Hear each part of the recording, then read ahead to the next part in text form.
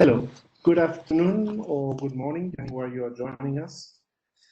Thank you very much for joining us for this very timely and very important discussion that we have today on how Team Europe is joining forces for financing the global recovery in a sustainable and inclusive manner. I'm Sam Bilal from the European Center for Development Policy Management, and I will moderate this impressive panel, which I think also illustrates well the efforts made by key European development finance actors to join forces in their global response to the COVID-19 crisis. But while the health, economic, and social impact of the COVID-19 pandemic is global, poorer countries and most disadvantaged people, as well as women and young people, are hit the hardest, as indicated again in a worldwide survey of 30,000 people conducted by GlobalScan and reported by the BBC today. So the question is, how is the Team Europe financing of the recovery addressing their needs? Besides, I think it is also important to remember that the recovery in Europe depends also on the global recovery. Investing in others and in developing countries is not only a moral imperative, but it is also self-serving for Europe. As indicated by Commissioner Jutta Urpilainen in an event yesterday, the cost of inaction is greater than the cost of action. So the focus of our discussion today will thus be on how Europe's response can best contribute to the recovery in emerging and developing countries, and in particular, the role of European financial institutions in their response, most of which are represented today in our panel. We're very pleased to start the meeting with a keynote speech by the Commissioner Jutta Urpilainen, who will outline European key priorities in the context of Europe. So, Commissioner, thanks a lot for making space in what I understand is a very tight schedule to share your view with us. Please, the floor is yours. Thank you. Ladies and gentlemen, good afternoon to all of you from Brussels. And my thanks, firstly, for your invitation to take part in today's event. Let me start my intervention with wise words from Nelson Mandela. There are few misfortunes in this world that you cannot turn into a personal triumph if you have the iron will and the necessary skill. Mandela's uplifting advice is very relevant to the situation where we are now. It is not an understatement to describe the past few months as a misfortune. Every single of us felt the shock of the COVID-19 pandemic. First, we were caught off guard by the health crisis. So many of us falling ill. So many of us losing someone dear. And now we are reeling from the economic shock of the months of lockdown. An economic shock which is laying bare the inequality in our societies. Because like an X-ray, the pandemic has exposed difficult and unfair realities. This is particularly evident in many of the EU's partner countries in Africa, Asia, and Latin America.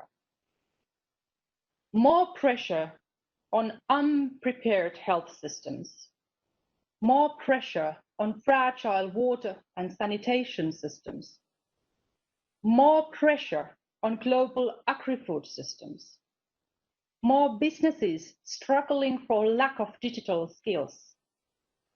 These are tough realities our partners are facing.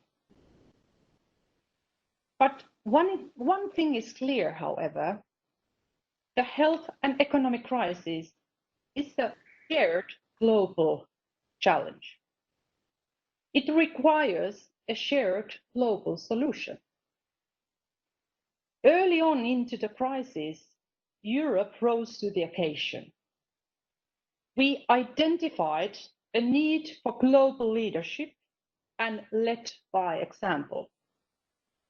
With Team Europe, we joined forces, the European Union, member states, and you, European financial institutions. You could say that the iron will, we took imminent, effective, and impactful action to help our partners. To date, we have invested more than 36 billion euros to support our partners on three fronts. One, helping them deal with the immediate health emergency and humanitarian crisis. Two, strengthening national health, food supply chain, sanitation plans and systems. And three, mitigating the socio-economic impact and the consequences on national budgets, companies and workers. So as I stand before you all today, standing virtually that is, let me take the opportunity to thank all of you for your commitment to the Team Europe. It is a big achievement to join forces for a greater cause. With our Team Europe package, we are bringing together our skills in the shape of our different expertise and tools. Whether it is a budgetary support, guarantees, technical assistance, blending and equity, or liquidity for SMEs, we are giving our partners a set of financial and technical support options. Options tailored to their local context and needs. We can be proud of Team Europe's success so far. We have shown solidarity with partner countries during these challenging times. We have raised substantial amounts, and we are leading international efforts and doing all we can to avoid destabilizing consequences on fragile economies and vulnerable populations. So, ladies and gentlemen, coming back to Nelson Mandela's word, you might wonder how we can possibly speak about triumph in these circumstances. To this, I make the case that the next generation will look back at this moment in time and see it as a turning point in a history. The moment where there was a before and an after. And right now, dear friends, we are at the point where we can spearhead a recovery that does not repeat mistakes of the past. A recovery which is a future-proof. We have the opportunity to turn our recovery from challenge to opportunity. And this is what Team Europe is about as well.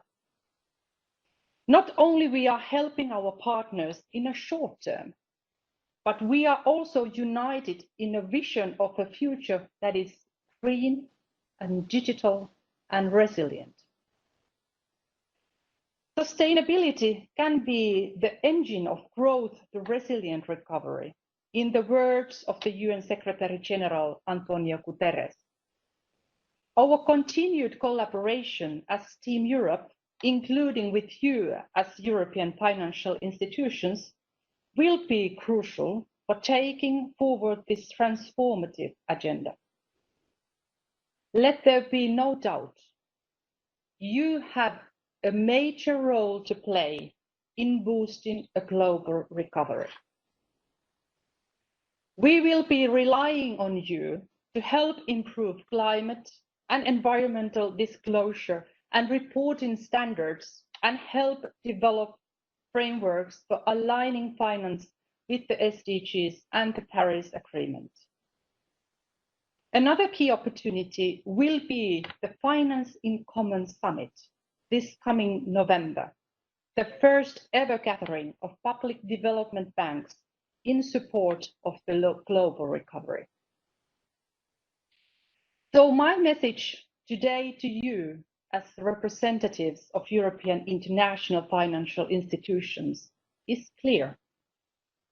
We look forward to continued partnership as Team Europe. This has to remain a true collective endeavour. We will continue to rely on you as a crucial partners in the implementation of Team Europe funded development activities in the coming years. With your collective development finance expertise, we can go the extra mile in climate action, food security, human development, the digital transition, and many other areas. But we will also need you to rely further on us.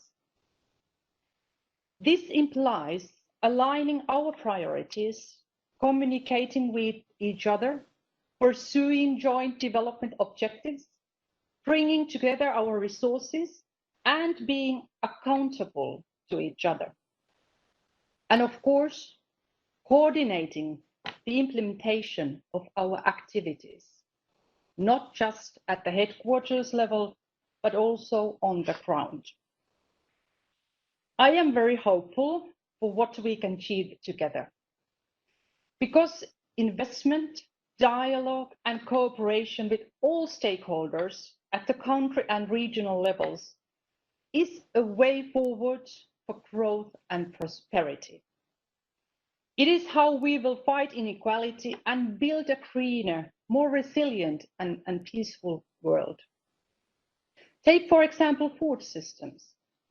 We already have good experience of blending our funds in agriculture with several financial institutions. But we can do more.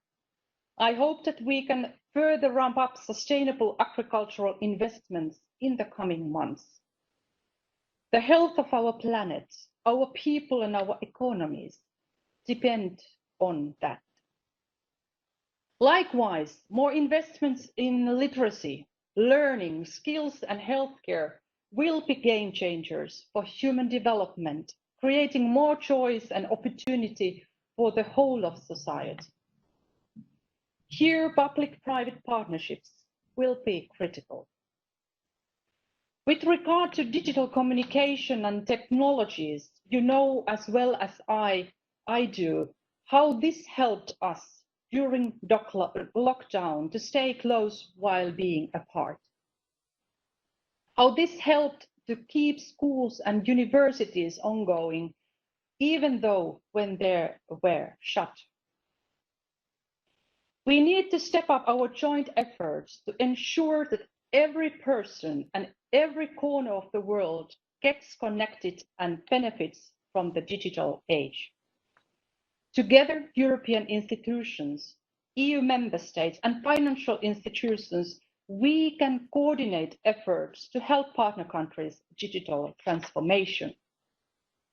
The EU Digital for Development Hub is part of this Team Europe spirit, fostering investment and partnership for digital infrastructure and ecosystems. And I invite you all to get on board with this initiative from the very beginning. One last, but certainly not least, example of cooperation is climate action. If we want to ensure that life on Earth will be sustainable for future generations, we need to reduce greenhouse gas emissions urgently. We can do this by generating more renewable energy, making transport more sustainable and promoting more investment in energy efficiency. Our partner countries, many of whom are already very vulnerable to climate change, will need our support in all of this. Together, we can ramp up climate change related investments. Already the EU taxonomy for sustainable finance and the incoming EU green bonds standards will help to maximize domestic, international and public-private financing. But challenges are many, and we will need all the coordination and cooperation possible to fight the climate emergency. Dear colleagues, let me finish my intervention the same way I began, using the words of the great late Mandela. Within us and between us, I know that we have the iron will and the necessary skill to not just bounce back from the COVID crisis, but to leap forward into a better future for all. We can turn this recovery into a triumph. We can recover better together. Right now, there is a political momentum to link the COVID-19 recovery with investments and the green and digital agendas. We will be counting on you to help make that happen. Together, let's build through partnerships that deliver results. Together, let's act as one team Europe. Thank you. Thank you very much, Madam Commissioner. This is a well-received call by all, and this is a great way forward. Thank you very much. I understand you have a busy schedule, so we let you go. Thank you very much for your contribution and for your inspiring words. Thank you. Let me turn to our prestigious panel. And also remind our audience that you can ask your question. Because of the number of participants, you cannot ask the questions orally by speaking, but you can do so using the Q&A icon on your screen and writing your questions, and we'll take your questions for this discussion. But I think we do have a major challenge, and development financial institutions have a major role to play in addressing it, as the Commissioner just reminded us. At the same time, we should also be aware that public resources are limited. The recession created by the COVID is affecting all, including advanced economies. And so the role that you will have as development finance institutions to stimulate investment is even more needed than it was before. And so the question is, will you manage to be a bit more counter-cyclical, to invest more in a situation that is in crisis, where the risks are higher, and can you do so in a collective manner?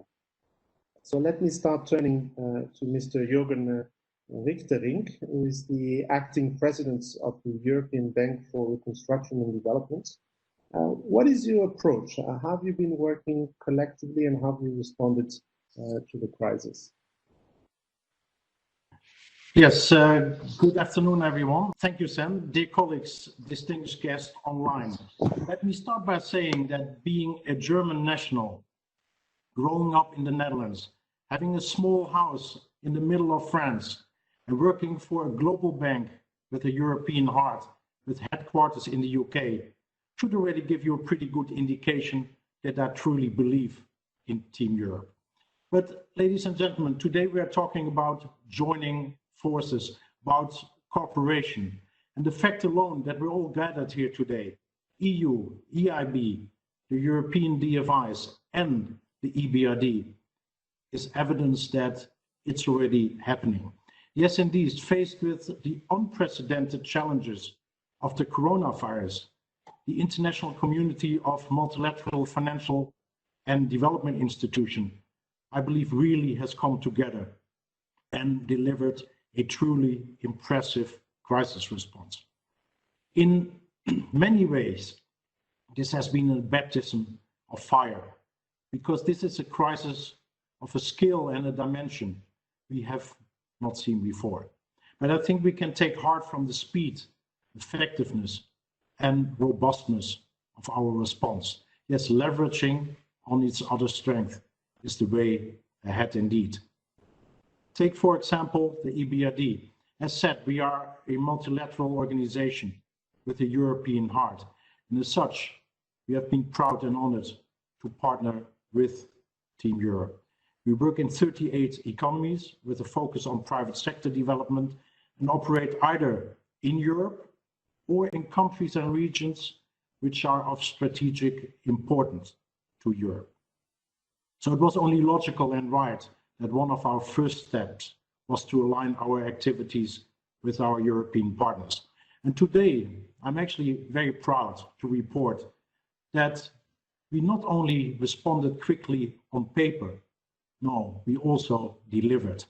The record level of new investments until the end of August 2020 of over 7 billion euros was not only a reflection of huge demand, but also of our capacity to live up to our promises.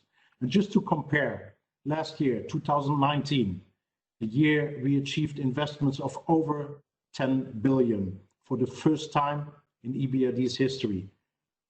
At this point in time, we were at 4.9 billion. So a 40% increase over last year. And these engagements, they stretch along the whole EBRD regions and include, for example, small business support in Morocco, as much as working capital injections in Montenegro and support for the banking sector in Turkey.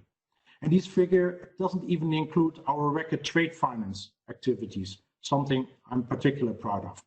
And I haven't even mentioned the record number of deferrals and restructurings, which for some companies are actually even more important than new investments, than new money. And ladies and gentlemen, in parallel to our crisis response efforts, we are working to prepare our countries for the post-virus era and to safeguard their hard-won progress towards sustainable, fair, and open market economies. The bank is committed to be a reliable partner for investment and policy reform, and our goal is to help all our 38 economies move forward in a more resilient and sustainable future. And yes, we will best achieve this goal by working together with all of you, hand in hand, as partners. And we're very proud to have supported Team Europe from the outset, as we believe in the power of partnerships. And just 2 examples. It was only last week that we signed our second guarantee agreement with the European Commission under the European Fund for Sustainable Development for a 100 million euros program. Together with private investors, we will support industrial, building, municipal and sustainable infrastructure investment in the EU neighborhood. And in July of this year, we launched with the EU a package to support SMEs in the Western Balkans to help them increasing competitiveness and innovation. On the policy level, we have reactivated the Vienna Initiative to help safeguard financial stability in emerging Europe. And in the context of Team Europe, in addition to our financial contribution, we have launched the idea of reciprocal syndication and mutual reliance between European development finance institutions to facilitate even greater operational cooperation. But, and I have to be honest here, we still have a long way to go. Looking ahead, this crisis has made it clear that when faced with difficult challenges, the EU clearly needs the strength and support of all its partners. Team Europe was the right answer at the right time. And in my view, Team Europe sets a great example of how NDC, or the Neighborhood Development and International Cooperation Instrument, can work through an open architecture, leveraging the strength of all actors and partners. An important added bonus, Team Europe is the kind of practical action and delivery-focused platform that will bolster European visibility. And I haven't even touched on some of the other important areas where EBRD's strategy aligns well with the EU priorities for the next multi-annual financial framework, notably the European Green Deal, Just Transition, and the EU's development and digital agenda. For example, we have committed that more than 50% of our investments will support the green economy by 2025. To conclude, I would like to stress 2 points. First, the crisis has demonstrated that strong and agile institutions really matter. Every day, we are making a difference for the people in our countries. Yes, I truly believe that. And second, this can only be achieved through a collective effort. This is the time to stand and be counted. And here you can count on the EBRD. Thank you, and I look much forward to our discussion. Thank you, sir. Well, thank you very much. I will give the floor to all the panelists, and then we'll have a truly open Q&A session. And please, I remind to all of you listening, please send already your questions. But let me just get back to you. You provided a lot of information. You mentioned reciprocal syndication and mutual reliance. Can you tell us a bit more about it, and what was it concretely, and why does it matter? Yeah, good question. And I said we still have a lot of work to do. And actually, I see Bruno already smiling a little bit. And the reason why he's smiling is because yesterday we actually had a bilateral conversation on particularly this point. I used to work for a Dutch development bank called FMO, and I worked quite extensively with Bruno when he was the CEO at DEG. And we tried to do exactly this, working together and making sure that our clients actually are not burdened by having too many partners. And when I tell you that I've seen transactions where with 4 DFIs in there, we had 4 times 4 financial covenants.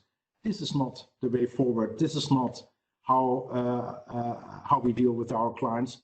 It just increased the burden for our clients. So what we have done between FMO and DEG was actually, we've said, you know, we call this the friendship agreement, the friendship facility. We have one set of documents and one set or one approach with each and every client. And this is something which we also try to do with the bigger organizations, now at EBRD with EIB. Why can we not rely on each other's due diligence? Why can we not rely on each other's environmental and social and governance practices? And historically, this has been very difficult, because if at EBRD we said these things, then we actually meant, you know, we would like to harmonize it, as long as you, this means that it is EBRD's agreement. And it's, I see Ambras nodding as well. And EIB has a little bit the same approach. So we big organizations, we are in a way, we're quite arrogant, because we all know, we think we know it better.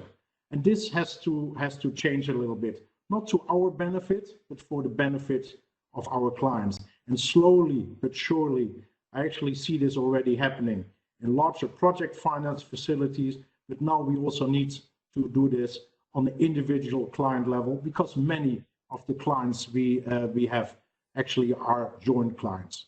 So I hope this answered a little bit your question.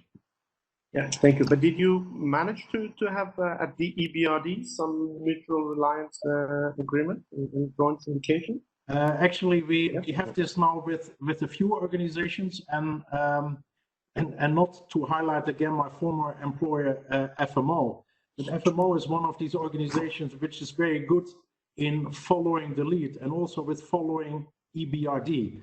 And at EBRD, FMO is one of the most important partners for our B-loan program, and B-loans automatically means take it or leave it.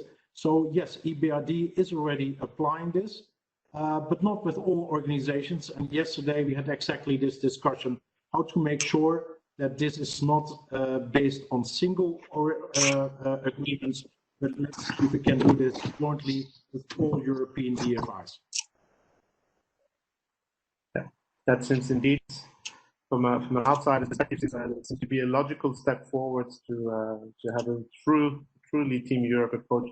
There's a question just before I give the floor to Mr. Ambroise Fayol by Rob Kotzej, who is asking you, congratulating the EBRD for the work on industrialization finance, but is asking you if you also do microcredits, and how do you reach out to the smaller companies that do face financial problems or solvency issues?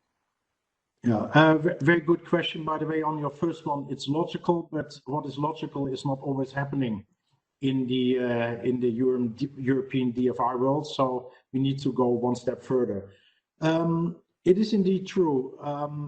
When we talk about impact, you know, the backbone of every economy are SMEs and are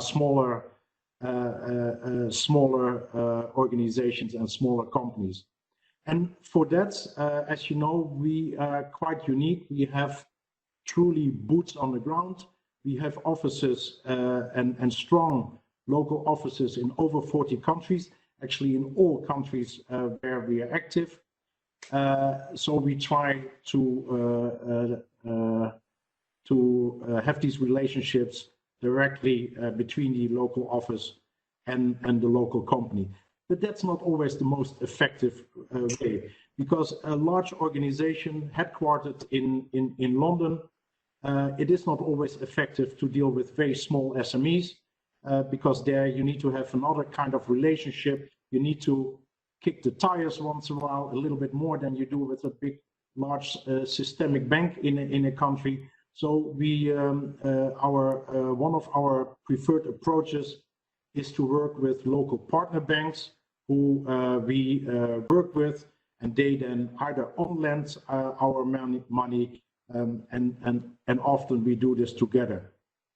But your question, and I know this is not your question, but the last 6 months we all have been working from home, like probably many of you on the other side of the screen as well. And I just mentioned the really impressive results EBRD can show until the end of August. But this is mostly possible, and our emergency package was actually focused on that, towards existing clients. Because existing clients, we obviously know them. We don't need to do further due diligence. We have their KYC. We trust them, etc. So obviously, it was much easier to be responsive and have this speed and agility with existing clients. We are now currently thinking how we actually proceed if the situation lasts for a lot longer. How do we actually approach new clients? In what way? In what kind of virtual way, but also using maybe our decentralized approach more than in the past. Thank you, sir. Yeah, well, thank you very much, Jürgen. I would have plenty of other questions, but there's time for the Q&A afterwards. Mr. Ambroise Fayol, you're the Vice President of the European Investment Bank, the EU bank. What has been your contribution to the Team Europe response in financing the recovery? Well, good afternoon or good morning. You hear me well? Yes, very well. Thank you, and thanks a lot for the invitation, Sam, and the pleasure to be with you. Actually, what you're going to hear from me is not going to be different from what Jürgen and Commissioner Pilainen have said, and that's also the good thing with Team Europe. And I think during a crisis, and especially a crisis of this magnitude, it is very good that we have more coordination, more impact, and more visibility for Europe as a provider of support to developing countries. So let me just take a little time to explain how we at the Bank of the European Union have done support to our partner countries during the crisis, and maybe also a word on another issue that is for me quite strategic, which is partnerships.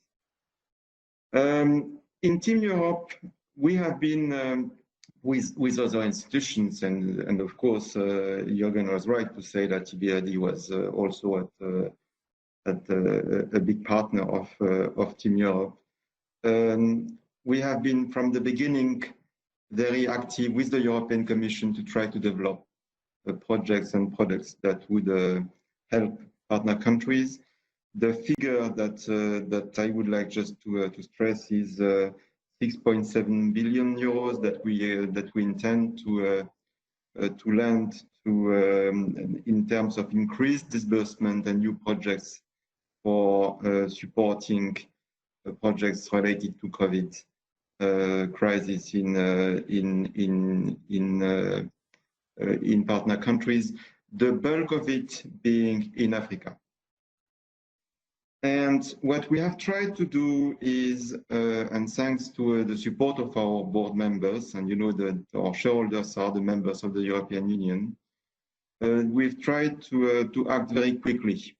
And because what you have seen in the rest of the world is what you have seen also in Europe, which is you need to act quickly and you need to act with big volumes to try to address the challenges that have been created by this big crisis.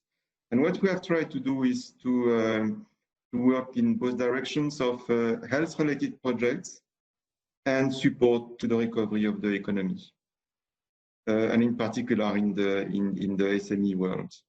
And what we have done is basically three kind of things. The first one is accelerate disbursement on existing projects, because this is a very good way to be efficient quickly. You have existing projects, you speed up the disbursement. And what we have done, we had a target of 1.5 billion euros in terms of additional disbursement, and we are now at 1.4 billion already. So in comparison with last year, for example, it's an increase in disbursements outside of the European Union projects of 50%, 50. So big support in terms of disbursement. And what we have tried to do is also to reorient part of our activity, postpone projects that were not directly related to COVID, but increase projects that would be supported to help the health sector, be it public or private, and the health system, and also the health companies. And if you want one example, what we have tried to do, we have done a 200 million project in Morocco to help them with the procurement of equipment that would deal with COVID crisis. We did actually the same at a smaller scale in Tunisia with KfW in supporting the acquisition of, for example, masks and gel and things like that to allow the reopening of schools in Tunisia. So that's the second thing that we have done, try to help health-related projects. And the last thing that we have done, which is also very important, is to support the economic recovery. And for that, what we have supported is both sovereign and private sector partners. And again, I think examples are better than long speeches. So let me give you one example of sovereign. We have signed actually the first of these loans. We have a sort of cover loans, program loans, and we have now implemented that in a number of countries. The first one has been signed last month in Senegal with the Minister of Finance of Senegal. And it will allow the Senegalese government to try to go through various SMEs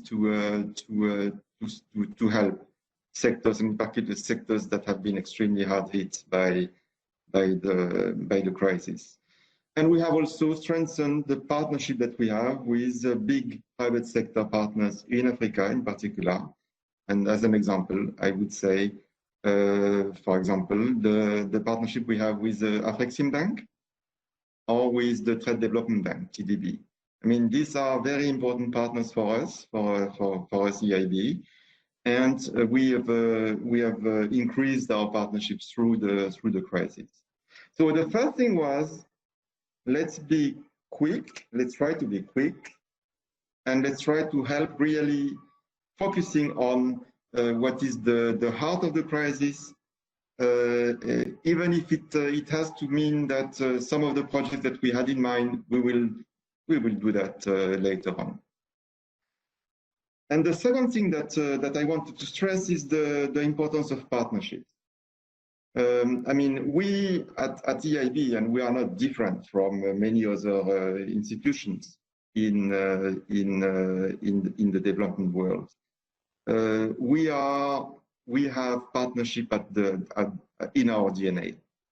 We never finance more than 50% of a project, and actually, very often it is much below this. So we do that with other partners, and actually, well, we have today with Commissioner Opelainen, with Jürgen, with Bruno. I mean, if we had also partners like the big bilateral agencies or other development banks in the world, we have our partners with which we work a lot. And let me just give you a few examples of what we have done. And for us, the partnership with the European Commission is particularly important because you know that many of the bilateral agencies have national budgets on which they can rely to fund their activity. For us, the equivalent is the European budget, of course. The first one is MDBs. We have worked a lot during the crisis with multilateral development banks. And multilateral development banks also as a group of banks. And if I may just say a word on an initiative that has been developed in the G20, you have heard, of course, of it, which is the debt suspension initiative, the debt service suspension initiative. I mean, we worked hard to make the case for, because of us MDBs having a special business model to do what we do best, which is not necessarily to suspend debt service, but to increase significantly net flows to those countries that have been very affected. And the countries that have been benefiting from this initiative, where we have developed net positive flows, have been what we call in our jargon AIDA countries, so the poorest countries. For us at EIB, we have stressed particularly the emphasis on increasing projects targeting least developed countries in 2020. And the pipeline of projects that we have developed is more than 2 billion euros, which is for us something that is really a strong increase in LDC support. If you want to have an idea about the debt service that we expect from those countries in 2020 and 2021, it is less than 200 million euros. So we are going to increase significantly our support to these countries, and it will be positively in terms of having support that will exceed by far debt service from these countries. Is it going to, could you just clarify how it is connected to the debt? Is this support in the form of loans that will then further down the line increase their debts? Or what we do is basically through our support, we have increased significantly our exposure to those countries, and that increased exposure, for example, for least developed countries by about 2 billion euros, is going to be 10 times the amount of debt service that we expect from them. So that's the way, actually, in terms of net flows, we EIB, but we MDBs also, because this is something you see in many other MDBs, and also, I mean, Jürgen could also say that for us, for EBRD is concerned, we thought the most efficient way would be to support those countries in need during the crisis. Another institution with which we have developed strong ties during the crisis is WHO. We signed in early May an MOU with the World Health Organization to develop projects that are related to, of course, to the health sector, in particular vaccine. COVID-related or not necessarily COVID-related. And I would like to stress here that some of the challenges that are facing poor countries, in particular in Africa, are not only COVID-related. And there is currently a project that we support in Africa that looks at a vaccine for tuberculosis for infants in Africa. And this is something that we see as also a way to help. I mean, it will help also in the COVID crisis, because we all know the links that exist and the fact that this aggravates the disease when you have it, if you have other factors. And finally, in terms of partnership, I would like to stress the partnership that we have with EDFI. And I mean, we have a long-term partnership with EDFI. It has been through what we call the European Financing Partners that has been created in 2004. This EFP has been renewed in 2019. Our board has agreed to increase this by 50 million euros. And this is a vehicle that is a co-investment vehicle, but also a platform of sharing experience, sharing information, happen to know better each other, so that we can increase the ties between our organization. And I think that is working very well, and I am very pleased that we have reached an agreement, and actually it was signed yesterday, that we would have an EFP COVID window where the role of EFP would be significantly strengthened with EIB in terms of COVID-related, and I'm sure that Bruno will come back to it in a minute. Let me finish by saying a point that the Commissioner made and that we very much believe at EIB. The recovery has to be green. And actually in Africa and elsewhere, we have seen a lot of projects in the recent past in all green and environment related. I mean, in Cambodia, we support water projects. With AFD and the KfW, we support the Clean Ocean Initiative to remove plastic from the ocean. You know that there will be more plastic than fishes in the oceans by 2050 if we don't do things that are really needed. And it's a 2 billion euros initiative. What we very much believe in greening and not greenwashing, greening the economy. We have taken strong commitments. Commitment to, and our board has decided last year that we would stop financing fossil fuel projects by 2021, that we would increase the level of our green projects by, to bring it to 50% by 2025, and a volume of projects that would be mobilized of basically 1 trillion euros by 2030, and that we are going to be fully Paris aligned by end of 2020. I mean, I say that because it seems easy to say it is a lot of work, but a lot of work that is completely needed, because we will need to have this kind of green economic recovery. And actually, in African countries, the Commissioner said this is even more needed because they are very much affected by climate change, and this is true. It is also true that many of these countries have developed renewable energy. And for example, if I take Kenya, And I was so very much surprised when I came to Kenya to see that 75% of the energy is coming from renewable energy.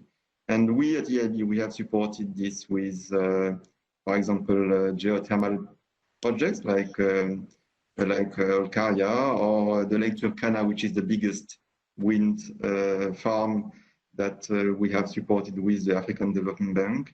I mean, all this to say that the green agenda that is key for the EU Climate Bank is going to be also a key for our partners outside of Europe. And I'll stop there. Thank you. Well, you do indeed a lot, like many of the other institutions, but it's very large. Perhaps just, I would have many questions, but perhaps just one that was asked, you indicated that you're doing more in poorer countries.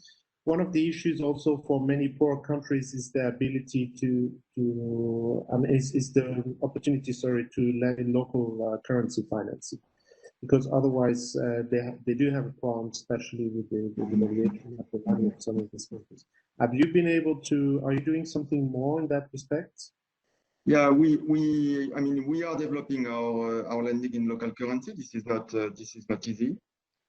But it is something that we have developed, and especially through one instrument, which is the impact financing envelope that we have with ACP countries, and that is a product that allows us to do much more local currency lending.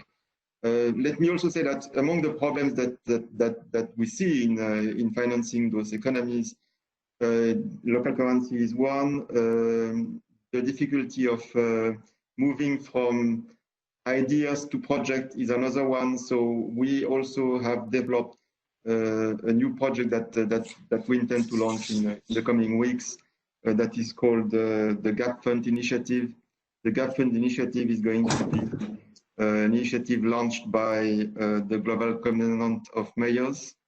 And the Global Covenant of Mayors, with the support of Germany and Luxembourg, are going to launch this. We will be with the World Bank implementing this project, and that's something that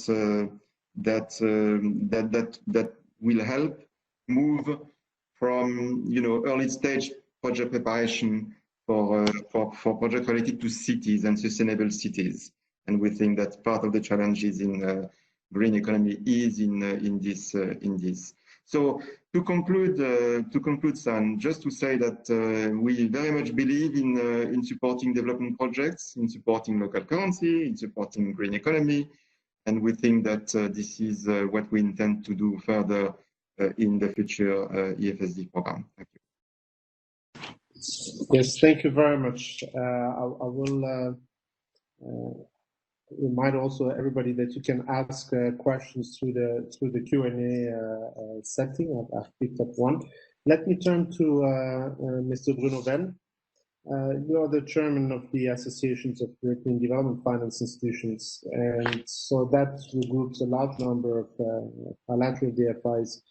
How do you? I mean, what does the Team Europe means for you? Is there, and also we have heard a lot of initiatives of partnerships, but is there a structured approach to Team Europe, or is Team Europe any kind of partnerships that can exist? And then perhaps also in addressing your comments on how you deal with the COVID crisis, if you could tell us a bit more about this European Financing Partners initiative that Ambroise has mentioned. Yeah, many thanks, San. And ladies and gentlemen, you should not be surprised that I will echo what the Commissioner Jürgen and Ambroise had already said. But let me start firstly by explaining what we are. Creating in 1992, EDFI represents 15 development finance institutions based in Europe, and development finance institutions are specialized impact investors that are majority owned by national states. So we invest in private sector projects in low and middle income countries to promote job creation and sustainable economic growth. And the consolidation portfolio of our 15 EDFI members at the end of 2019 was 46 billion invested across more than 6,000 investments. That represents more or less 4.3 million jobs. And the total value of new investments in 2019 was 9 billion in about 1,200 investments. And we apply very stringent investment criteria at safeguarding financial sustainability, transparency, and environment and social accountability. And I should also refer what the Commissioner was mentioning. Through our EDFI management company, we support entrepreneurial approaches in renewables and the agriculture sector, mainly in Africa, with funding from the EU commission in the tune of over 400 million euros, and we are ready to do much more. With a third of our portfolio invested in sub-Saharan Africa, we are indeed very much concerned about the economic outlook in this part of the world and the impact of the crisis on the private sector especially. And with 74% of the EU support to Africa private sector coming from us, we as EDFI, we play a crucial role in leading investors back into the African markets as part of the EU recovery package. And what the Commissioner also mentioning is that in the end we have to deliver, not only in terms of commitments and disbursement, but also in terms of impact. This is why we as EDFI are very much committed towards achieving the Sustainable Development Goals and also aligning our financing with the Paris alignment. And to this end, 2 years ago, we embarked on a very ambitious program initiative to harmonize our standards for measuring and reporting on SDGs and climate financing, and we are working together with IFC, private investors and others to develop international standards. So as Jürgen already mentioned, and also Ambras, European Development Finance institution have a history of collaboration on investments, since we believe very much that arrangements like follow the lead or a mutual reliance is needed to increase the efficiency of what we are doing and to reduce the cost and the complexity for our clients, as well as that collaboration helps sharing risk, mobilizing much more money, and we believe very much as DFIs that we lead by example when it comes to follow the lead. Now back to your question, how we have reacted on the COVID crisis. So at a very early stage of the pandemic, we have created a coronavirus task force made upon of the chief investment officers of EDFI members. And this task force has become an important forum for sharing knowledge, best practice, coordinating support to our clients, and to examine how different institutions can work even more together to overcome the common challenges of the pandemic. And we are extremely proud that our bilateral development finance institutes in Canada, FinDev, and in the US Development Finance Corporation also have joined this task force, so that we have even achieved a higher leverage when working together with clients. And we delivered. So we have provided a lot of restructuring to our clients. We have provided a lot of additional liquidity to our clients. And what has not been mentioned yet, we also have provided huge amount of additional technical assistance, because in order to help our clients to adapt to new business models, reflecting the change in the globalization pattern and the change also in regional logistical channels. And we are using also the TA to help our clients to become more resilient and to adapt their business model to be much more greener and much more digital. And we believe very much, as has been mentioned by the speakers, that COVID-19 pandemic has created a need for deeper cooperation amongst us, because there are limitations on travel and face-to-face meetings, combined with an increased need for investment support in our countries of operations, and present challenge both for the DFI business model and the manner of delivering that can only be met by deepening cooperation. In this context, we as EDFI, we very much support the Team Europe approach, bringing together the EU, member states and the development finance institution to in response to the crisis, and together with EIB and EBRD, European Development Finance Institute plays a key role in addressing the social economic consequences of the crisis by supporting SMEs and businesses that safeguard critical jobs. So how we are doing that, that's a structured way. That's the way that we are working.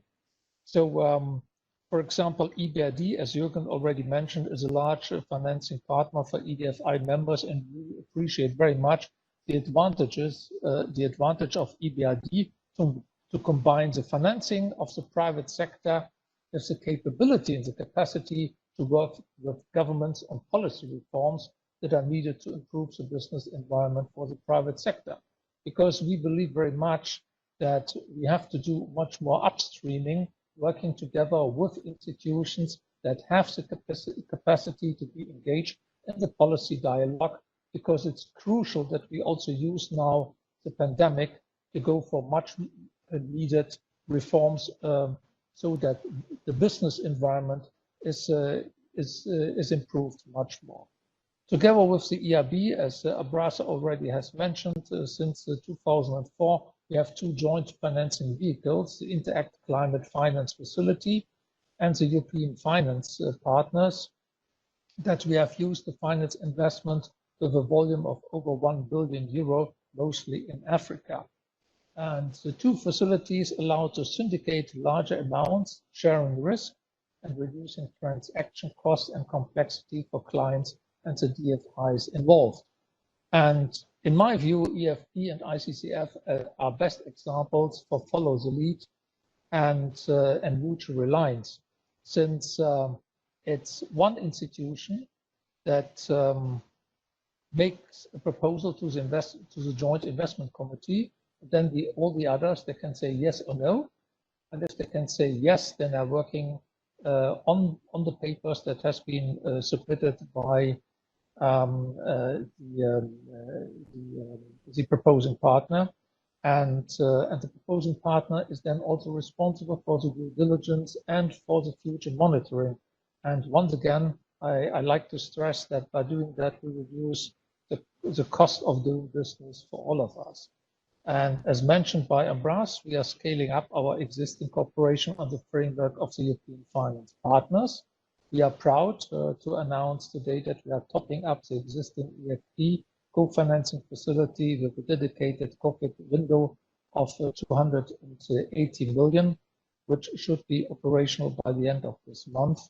And this dedicated COVID-19 window is aimed at supporting current DFI clients suffering from the economic consequences of the pandemic. To conclude, we as EDFI see Team Europe as an opportunity to work better and in a more coordinated manner within the EU, and especially the European Commission. As stated last May in the call for action to European governments and their European Development Finance Institute, signed by 20 development high-level experts, European Development Finance Institution will need risk-bearing capacity and capital to respond to the needs of the private sector beyond what we are doing so far, especially in the most challenging regions of the developing countries, like fragile states, mid and small size businesses, agriculture, manufacturing, renewable energies and services. And we believe that more than ever, EFSD Plus, the EU Blended Finance Program for External Action, will be needed, not only for us, for EDFI to support the most challenging investment, but also to provide support for local currency financing. That was a question that you have raised with Ambras, because that is needed, that's very much needed, and we believe very much that using EU blended finance could be of help. And we as EDFI, we are very pleased to work actively with the Commission on programming EFSD Plus in a way that it supports a Team Europe approach and it supports for the recovery, especially in the most vulnerable regions of the world. Many thanks. Well, thank you very much. Again, very rich presentation. And we have many questions and many topics. I'm also aware of the time going through. Let me perhaps recap or bundle some of the questions that are coming together. I mean, the element I think you have all stressed is that you do cooperate in many forms. So one of the questions is, could there be through the Team Europe this kind of umbrella for syndication and a mutual reliance that could be developed beyond these bilateral or these different types of projects, either under the European financing partners or other frameworks? But can you imagine such kind of move towards a convergence? And another question is that was raised is about, of course, the need for investors to have more guarantees. And there was a specific question by an investor saying, you know, could we have more guarantees for our investments? And then if I take the position of the financing institutions, is that you can provide partly some guarantees, but then yourself are more exposed to a higher risk. And how do you cope with this higher risk? And I think in this particular, my questions are for all panel members, but in particular in the case of EDFI, we've seen a call to action saying that the shareholders should perhaps increase the capital or provide more guarantees to the DFIs. We have heard, I think, the president of the EIB suggesting that there could be an increase of capital for the EIB if we want the EIB to do more. I don't know if the issue was raised for the EBRD. And then what we have seen this July is that the member states have agreed for 750 billion additional for action within Europe, but nothing outside Europe. And so that raises the question how to do it. And my last question, trying to combine a lot of the different points that were raised also in the comments, is it's good to have the financing for projects, but the last one, you need also to have the pipeline of projects. And one of the elements then is also, I understand, through the programming of the EFSD Plus and more broadly with the programming of NDC. So what is your participation to the programming exercise and to help develop the pipeline of projects? So syndication, guarantees, and capacity to engage more, and the last one, projects and programming. Bruno, you want to start first? Yes, of course. Let me start with the last point of the programming. I believe very much that the pipeline of bankable projects that you referred to is an issue that there's a concern and should be a concern of all of us, but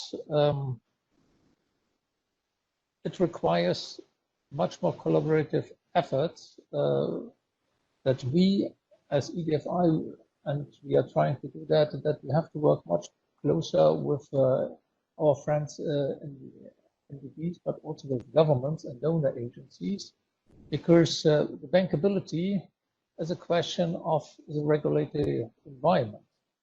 So this is why policy reforms are crucial, and this is why we believe very much that we have to talk much more on how best we can support policy reforms and how best can we benefit from changes in the business environment. That helps very much.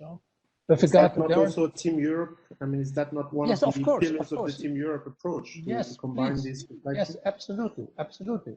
Because we are just talking on finance, but finance is only one pillar of the whole equation, and this is why we need also to talk with the institutions that are responsible for policy reforms and policy dialogue. And with regard to guarantees, as already indicated, yes, guarantees are needed because we are confronted with much more higher risk beyond what we can bear from our capacity. And this is why we believe very much that the guarantee program of the European Commission could be a good vehicle to provide the much needed support to the private sector.